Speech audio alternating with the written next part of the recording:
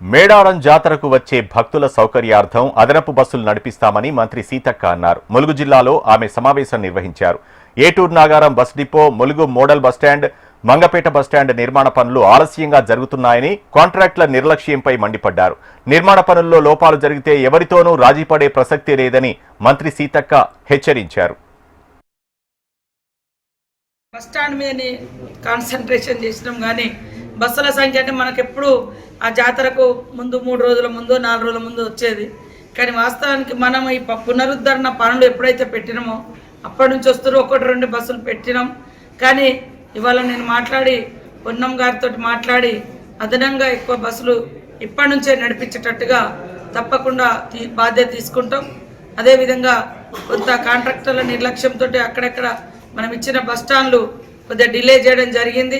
దాన్ని కూడా నిన్న పొన్నమన్న గారు వెళ్ళి మరి వారి మీద చర్యలను కూడా తీసుకుంటామని వార్నింగ్ ఇచ్చి రావడం జరిగింది.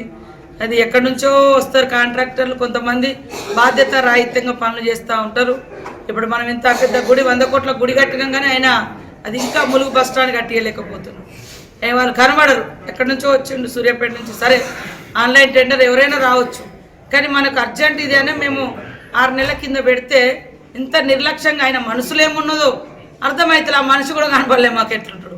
కనీసము తొందరగా కట్టేయాలని మేము ఫాస్ట్గా అన్నిటికంటే ముందు పెడితే బస్టాండ్ బస్ డిపో ఒకే వ్యక్తి బట్టి చాలా ఇబ్బందికి గురి చేస్తున్నారు. అది పద్ధతి కాదని కూడా ఈ సందర్భంగా హెచ్చరిక చేస్తున్నాం. ఖచ్చితంగా ఈ మీటింగ్ అయినాక కానీ కూడా తప్పకుండా ఈ బస్టాండ్ నిర్లక్ష్యం చేస్తున్నందుకు వారి మీద కూడా మేము చర్యలు తీసుకోవాలని ఆదేశిస్తాం. ఎక్కడ ఏ పనులలో లోపాలు జరిగి